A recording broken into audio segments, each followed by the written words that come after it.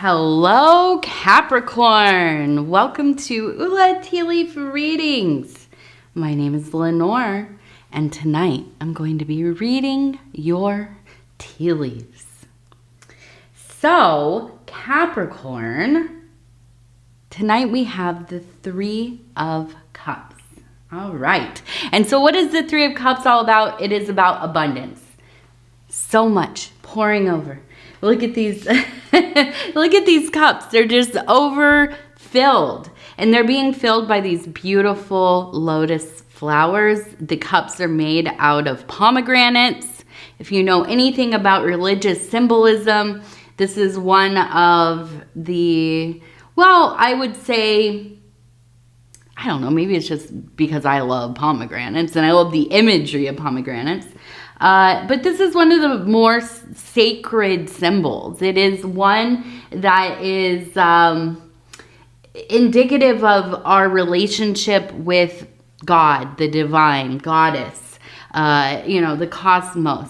I like to think of the pomegranate as being that kind of almost like multiverse, that infinite and expansive opportunities. Right? There's so many ways to go. It is almost kind of like fractal, right? And so when we see this image, a cup made of little universes that are full of infinite universes, and not only that, they contain the mana, right? The ambrosia, the amarit, right? This is the dew of the gods. This is the thing that, you would read in mythology. You take one drink of this and you become immortal. You live forever. You basically become a god yourself. And so looking at this whole image as it is, the Three of Cups, right? This is a wonderful, wonderful, and most auspicious energy to begin our reading. Okay, so let's go ahead. We're going to turn this thing here, and then we're going to knock on it just to be polite. Okay. We pull this thing up here, and we're going to take a look. And I want to go ahead and say thank you, thank you, thank you. You absolutely have made my day by clicking on this reading. Welcome to the channel. If you're new to the channel, if you're new to tea reading, I hope you stay. I hope you kind of check this out. Now, I don't read exactly like, we're all different. All of us readers, we do different things. We have different relationships to the symbols and so on and so forth. So I promise you I will have my own unique take. Now, if you're returning to the channel, welcome back. It is so lovely to see you. All right, now we're gonna turn this thing, although I already see some really powerful imagery. My goodness, this one really turned out very clear. Oh yeah, every side has a beautiful, yeah. Okay, so I do want to start on this side, okay? We have this figure right here. It looks almost kind of like a person with a wolf's head. You can see the dog or wolf head right here. Okay, and that's the long nose. Now, also wearing maybe a dress or a robe reminds me very much of kind of like a goddess, maybe wearing like a toga or whatever those dresses were called in Rome, Greece. You see often the goddesses wearing them. Kind of has a flowy vibe like that, but on this side, kind of holding up the hand and almost looks like they're in their hand crushing a person. I know, it's terrible, right? But holding on to it, if you've ever seen, oh my gosh, what is that album called? It was my favorite album when I was a kid, the cover of it. And so let's see. Sorry, I just happened to look at my phone, and my husband, shout out to my husband over at Dove and Serpent, over at Dove and Serpent Tarot. But yes, he just texted me, threw me off. Sorry about that. But yes, the band Queen had an album cover, and I'm trying to find it. It was my favorite with the robot, right? And I'm sorry, I have to, it's just the way my autistic brain kind of works here. Yeah, is it self-titled? Queen Robot, no. News of the World. News of the World, that's what it was called. It kind of reminds me of that, like this big monstery thing coming down with its hands, grabbing on, holding on to this person who looks like they're flailing. Their head would be right here, like, oh, I'm gonna drop. Now we also have the letter J over here. And then on this side, it looks like we have almost like a, I don't know, maybe another person being held in their hand as they're like, you know, kind of tearing things apart. Now down here, we have a person with a sword. You can see holding the sword right here. So we have kind of this real David and Goliath energy, right? Do you remember David and Goliath? It's a biblical story. There's this dude, he's a giant, right? His name is Goliath. And this kid, I don't really know I know the gist of the story. This kid, who's just, you know, a teenager, I imagine, young, not confident yet, still probably some kind of apprentice or page or, you know, whatever. And he has to go up against this giant that's like known for defeating people. And he goes and he faces his fear, and, you know, against all odds, he ends up taking the giant. Okay. So it really kind of feels like this energy to me. Now, I don't know if there's been any kind of defeat, but I feel, and I almost kind of cringe saying this, I have to admit, but it really gives me like a mom energy, like the really like reactive yelling, you know, a very conditional, not unconditional love, conditional. So like if you misbehave or you didn't listen or you didn't do it the way that mom said, then they're just gonna either ignore you, berate you, you know, or put that energy, their frustration, their anger into how they treat everybody in the household. And it feels like you had to walk on eggshells. It feels like, you know, there was so much of having to hide yourself, you know, having to make yourself small, having to make yourself silent, having to make yourself like unrecognized, right? And I feel like for you, that's devastating, right? I feel like as you got into adulthood, you still had these lingering issues, you know, likely because you're still talking to your mom. She's still in your life. And even if she wasn't, you know, that early conditioning, where you're taught that like everything you do or say is annoying unless you're following the strict orders of, you know, a parental figure. So I feel like this is one of the big blockages, right? This is something that you are acutely aware of, and you've been working to undo some of this blockage, this, you know, these things that we end up telling ourselves for the rest of our lives. I read something that really made me just, I think about it often, but I also felt very sad for my own child self, right? That oftentimes people have the same internal dialogue, the same tone, the same way of talking to themselves as the way their parents spoke to them when they were, newborn, infant, going into, preschool and early grade school. In those first very formative years, like between newborn and like 6, that's whatever you're hearing, whatever people are telling you, talking to you, the way that they make you feel, whatever, we internalize that into our own internal dialogue. And it sticks with us throughout our lives. So if all day long people are telling you, that's stupid, you shouldn't do that, why would you do that? What, are you even thinking? Like, these kinds of things that, sure, we've all heard them at some point or another.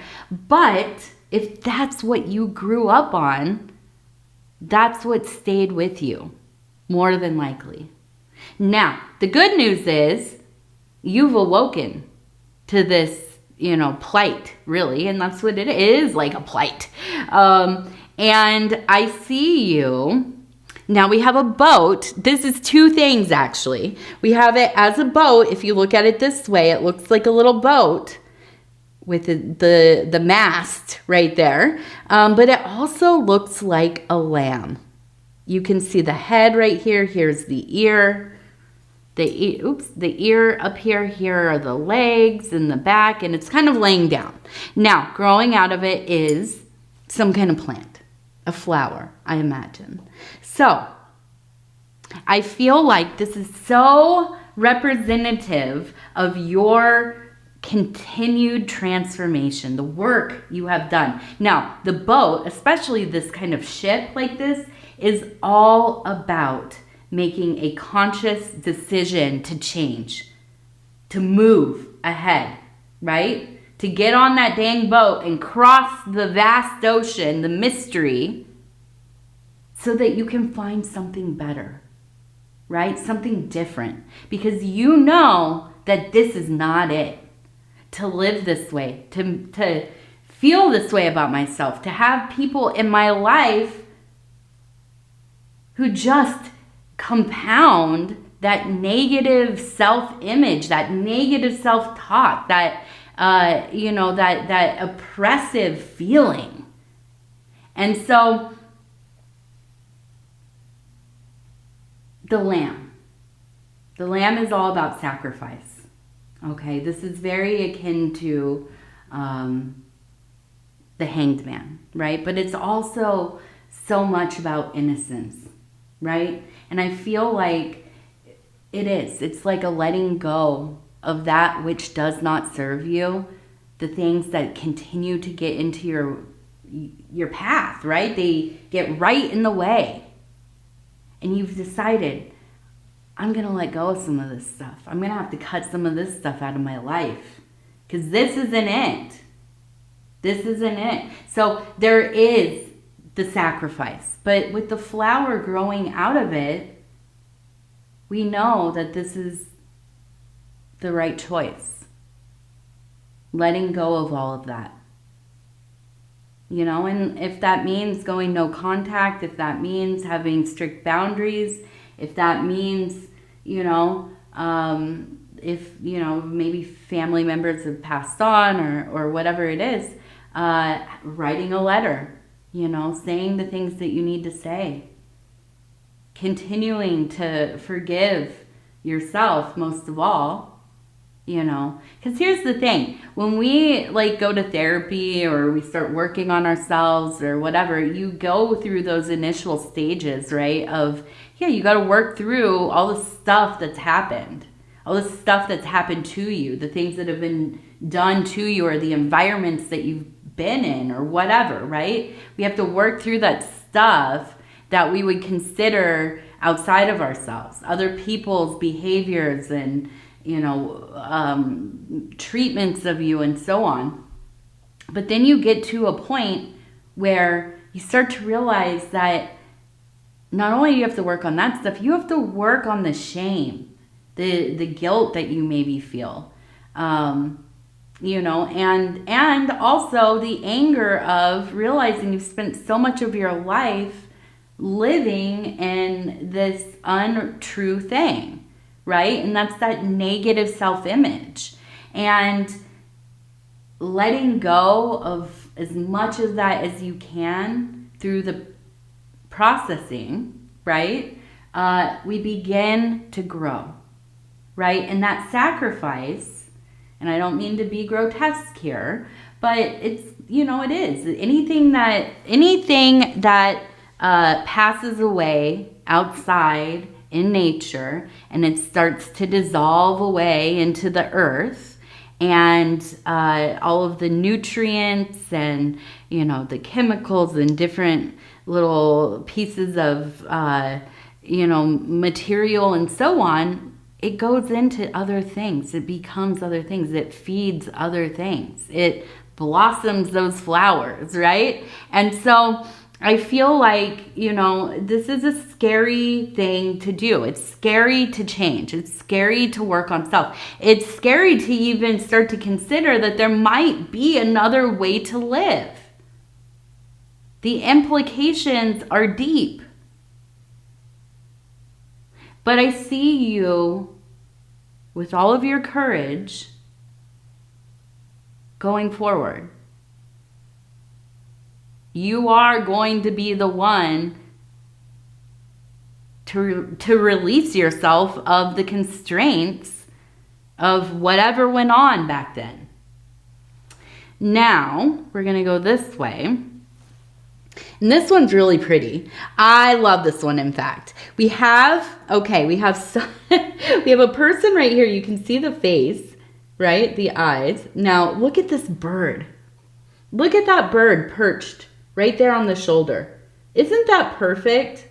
So we have the Fool, and you can tell by the hat, kind of a jester hat. We have the Fool, we have the Message, okay? We also have down here the Empress. Look at her sitting on her throne, right here. And you can see there's the body and there's the head. She's holding a snake. You can see right here, it's coiled. Okay, we also have a little heart over here. Now, we also have a guardian angel. You can see, here's the body, here's the head, here's the wings. We also have a bow and arrow. And this is love. So, I feel like as you kind of move into this next cycle, there's so much less stuffiness, right? It feels like, have you ever seen a video of like a cow that has been rescued from, you know, like a dairy or something, and it's spent its whole life in a little, you know, in the barn, in a little stall, you know, and we can go into how like awful that is and everything, but we won't, you know, my heart is sad just thinking about it, but then it gets rescued or whatever, right? It's going to be taken to some kind of like a rescue farm or, you know, whatever happens. And then they show the cow coming out of the barn for the first time ever. And it gets into the grass, right? Into the pasture, and it starts to run and jump and frolic, and, you know, it's just happy as can be. And it's bittersweet because it's like, yeah, you know, this thing's been through God knows what, right? And we see the joy, you know, but the duality of that is it's hard. It's hard to get past, right? But I see you realizing, like, if I'm going to sit and lament about what has been instead of working through some of this stuff and moving forward, then I'm going to spend my life, you know, burdened by it, in this oppressive state. But I don't think that's what is going to happen. I feel like for you, you have a message. And as you get into this place where you start to feel those little pangs of opportunity and excitement and possibility and confidence, and I see you having a message, a testimonial. So I don't know if you're somebody who writes, if you're somebody who, you know, maybe you are in a support group and you're starting to become more vocal. Maybe you are somebody on social media. You're like a wonderful support for people. Maybe, you know, you want to post kind of like I said, a testimonial of your experiences. But whatever it is, even maybe starting a channel here on YouTube, which I recommend. Whatever it is, I see people drawn to you. I see people wanting to hear what you have to say. And I see this really becoming something that also aids you in your transformation. Now, we have that Empress, right? And the Empress is very much in line with Persephone or Cori or Core. And this is the goddess of the spring, the rising, okay? If you could think of like flowers growing everywhere around her, and there's little animals and the little babies, and you know, it's all coming together, right? It is becoming renewed. And I feel like for you, yeah, this is like that next chance. Can you imagine waking up in the morning and being excited about your day again? I'll wait. I'll wait for the answer. But no, yeah, I do. I feel like in this next period of time, it's a belovedness, an excitement, inspired, right? Not only that, there's love. There's love.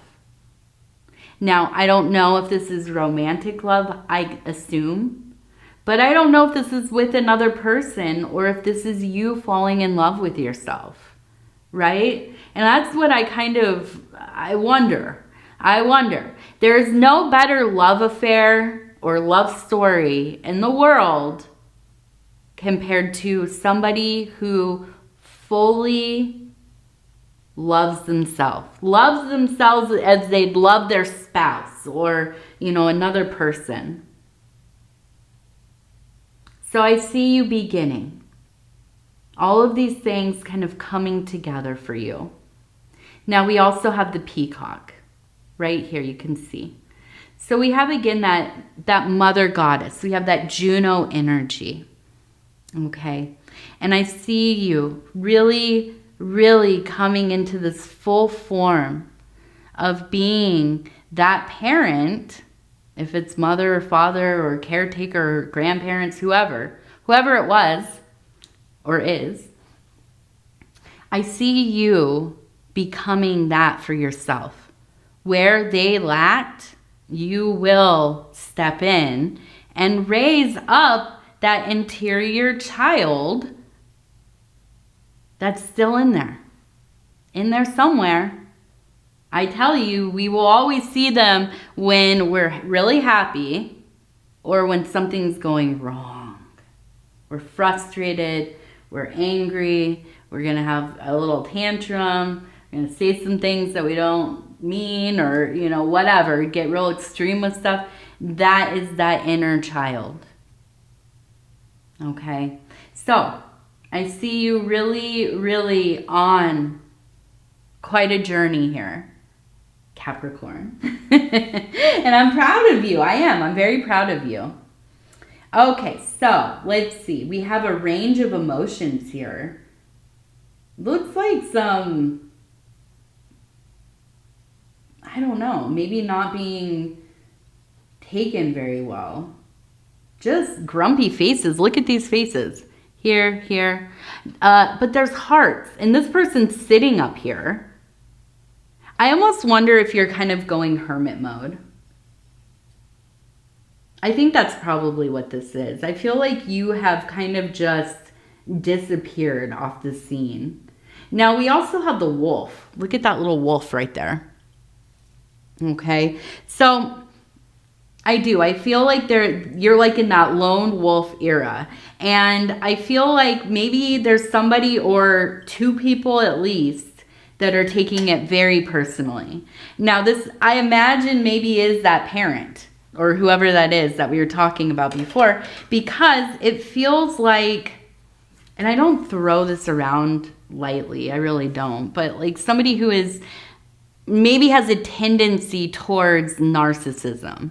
I don't know that they're fully a narcissist, but I feel like the way they behave maybe would kind of imply that they might be, right? So anything that you do, obviously they're going to think, oh, well, that's against me. They haven't called in a week. Oh, that must be because they hate me, or, oh, I'm not good enough, or they're too busy for their poor old mom, or, you know, the things that the things that we don't like to hear. So, you know, I feel like this is not easy. Absolutely, it's not. But you're doing all the things that I feel like you know that you need to do. You know, sometimes it's like there's no other option. We just got to do what we got to do to protect ourselves. Now, here are our lucky numbers. We have number 12. We're going to do 3 lucky numbers. And I know sometimes people in the comments are like, what's up with the numbers? Well, some people ask for lucky numbers, or I don't know what they use them for, but I decided upon I'll do 3 every reading. So we have 65, 12, 65, and 54. 54. Now we're going to use our self-care affirmation cards, and I'm just going to flip through, stop where it feels right. Enchanted encounter. I am surrounded by friends, family, animals, and nature. I connect with the world around me, and I am nurtured by these enchanted encounters. I am loved and accepted within my community. I am not alone. I am not alone. All right. Capricorn, Capricorn. I'm going to tell you I love you because I do. And thank you for spending this time with me. It's always my greatest honor. If you want to like, subscribe, or leave a comment, I would love to hear from you. Other than that, I'm going to say good night, and we'll talk in a few days.